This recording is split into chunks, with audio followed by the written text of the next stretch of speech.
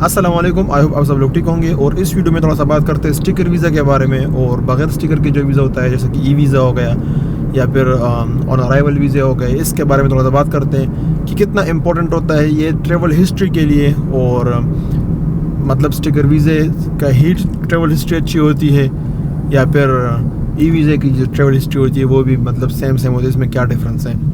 जब मैंने ट्रैवल शुरू किया तो ये बहुत सुनता था मैं यार कि स्टिकर वीज़ा लगाओ, स्टिकर वीज़ा अच्छा होता है, ट्रैवल हिस्ट्री के लिए होता है, इस कंट्री में इस कंट्री का वीज़ा लगाओ, इसका स्टिकर वीज़ा है, इस कंट्री का मत लगाओ, इसका स्टिकर वीज़ा नहीं। ये सारी चीज़ें मैं सुनता था और अभी मैं लोगों को देखता हूँ कि वो स्टिकर वीज़े के पीछे उन्होंने जोर लगाया होता है। और जो हमारे एजेंट हजरात है वो भी एक्चुअली ये उनका एक मार्केटिंग वो भी है कि वो भी उन्होंने भी स्टिकर वीज़े के पीछे लोगों को पागल बनाया हुआ है। अक्सर टिकटॉक पर मैं वीडियो देखता हूँ ना कि हम आपको लगाएंगे 5 वीज़े ऑफ़र में और वो भी स्टिकर वाले, ये वीज़ा हम आपको लगाएंगे 400 दिरहम में और वो भी स्टिकर का वीज़ा है।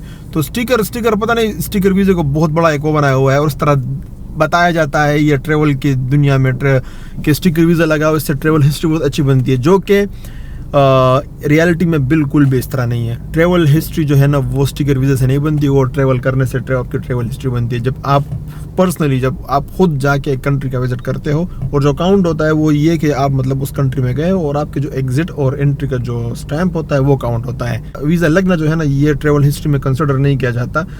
मतलब इस तरह नहीं कि आपको तुर्की का वीज़ा लगाओ, फिर वहाँ से शेंगन वीज़ा लगाओ, ये मलेशिया का वीज़ा लगाओ, आपको 3 वीज़े लग गए, आपने कहीं भी ट्रैवल नहीं किया और आपने बोल रहे हो मेरे ट्रैवल हिस्ट्री बहुत अच्छी है, मुझे 3 वीज़े लगे। इस तरह बिल्कुल नहीं होता। चाहे आप अपने पासपोर्ट को रंगारंग बना दो, मतलब डिफरेंट कंट्रीज़ के स्टिकर वीज़े चिपका के उसको फुल बाबा जी की कबर बना दो, बट उससे कुछ भी फ़र्क नहीं पड़ता अगर आप लोगों ने इस कंट्री में विज़िट नहीं किया और आपको उस कंट्री का मतलब जो बॉर्डर पे एग्ज़िट और एंट्री का जो स्टैंप होता है वो आपको नहीं लगता, तो ट्रैवल हिस्ट्री काउंट नहीं होती। तो वो एग्जिट और एंट्री का जो स्टैंप होता है वो स्टिकर देख के नहीं लगाते वो लोग, वो लोग लगाते हैं वीज़ा देख के आपके पास वीज़ा है नहीं। अब वो चाहे वीज़ा कुछ भी हो, वो ई वीज़ा भी हो सकता है, वो स्टिकर वीज़ा भी हो सकता है और वो और वीज़ा ऑन अराइवल भी हो सकता है। जैसे कि दुबई से बहुत से कंट्री में वीज़ा ऑन अराइवल, जैसे जॉर्जिया हो गया। ट्रैवल हिस्ट्री हम नॉर्मली किस लिए बनाते हैं कि जो बड़े बड़े कंट्रीज़ है जैसे यूरोपियन कंट्रीज़ हो गए और यूके कनाडा कंट्रीज़ हो गए, वो हमें वीज़ा दें। और जब आप कनाडा वीज़ा के लिए अप्लाई करते हो या इस तरह यूएस वीज़ा के लिए अप्लाई करते हो तो उन्होंने वहाँ मेंशन किया होता है कि आप अपनी ट्रैवल हिस्ट्री अपलोड करो।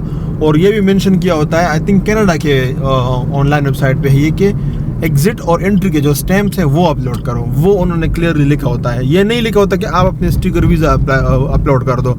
तो अब फॉर एग्जांपल कभी कभी इस तरह भी होता है कि आपने स्टिकर वीज़ा तो लगाया है लेकिन जब आप वहाँ पर बॉर्डर पे पहुँचते हो, एयरपोर्ट पे पहुँचते हो, उन्होंने वो स्टैंप एग्जिट और एंट्री का स्टैंप उन्होंने वीज़ा वाले पेज पे लगाया नहीं, वो कोई पासपोर्ट में उन्होंने कहीं और लगा दिया।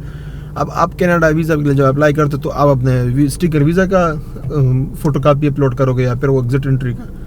यहाँ पर आपने एग्जिट और एंट्री का स्टैंप लगाया, वो अपलोड करना है, आपने वो वीज़े का नहीं लगाना। क्या देखो मुझे वीज़ा लगा हुआ है, उससे तो पता ही नहीं चलेगा कि आप गए हो या नहीं गए हो अनलेस इसके ऊपर एग्जिट और एंट्री का स्टैंप लगा हुआ हो। तो इन शॉर्ट ये कि भाई इससे कुछ फ़र्क नहीं पड़ता, चाहे ई वीज़ा लो, चाहे स्टिकर वीज़ा लो, चाहे वीज़ा ऑन अराइवल, आपकी ट्रैवल हिस्ट्री होनी चाहिए। दूसरा सिंगापुर कंट्री का आप लोगों को पता होगा कितनी पावरफुल कंट्री है, ट्रैवल हिस्ट्री के लिए भी ज़बरदस्त कंट्री है। और उसका जब आप वीज़ा अप्लाई करते हो उनका सिरे से ये स्टिकर वीज़ा का ऑप्शन ही नहीं होता, आपको ई वीज़ा ही अप्लाई करना होता है।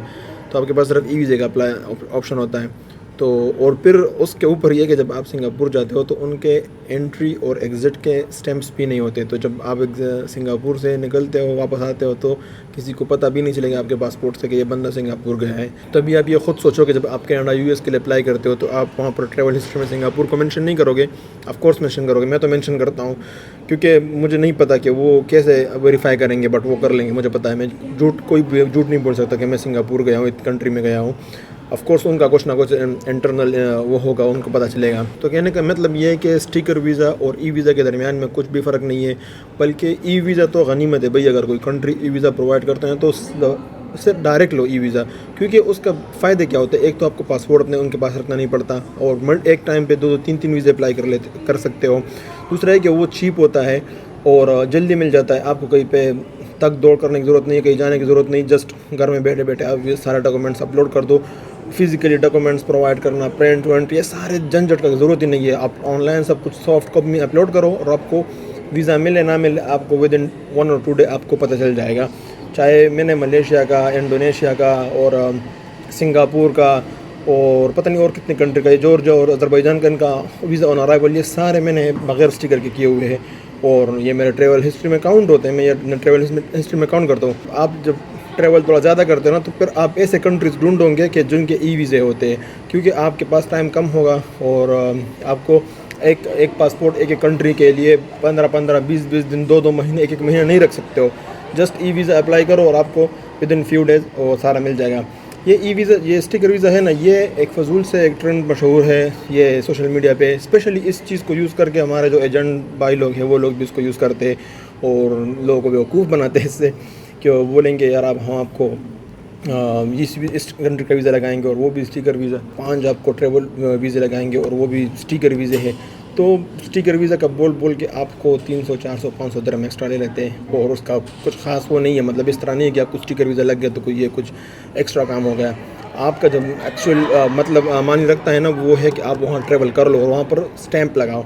तो बस यही मैं आप लोग को इन शॉर्ट बता रहा था कि स्टिकर वीज़ा में और ई वीज़ा में और वीज़ा ऑन अराइवल में इससे कुछ फ़र्क नहीं पड़ता।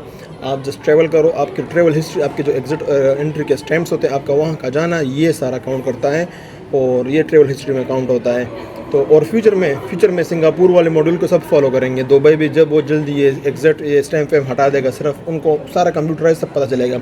जैसे आप कंट्री में एंटर होते हैं, उन कंप्यूटर में ऐड हो जाएगा बंदा पर आया है, कब आया, कब जाया, कब गया है। तो फ्यूचर में इस मॉड्यूल को सब वो करेंगे, अडॉप्ट करेंगे। सारे कंट्रीज ऐसे करेंगे कि कोई स्टैम्प वैम्प नहीं होगा, कुछ नहीं होगा। आप जाओगे, पासपोर्ट दोगे और उनके कंप्यूटर में बस एंटर हो जाएगी। ये टक टक टक ये स्टैम्प वैम्प लगाने की फ्यूचर में ज़रूरत नहीं पड़ेगी।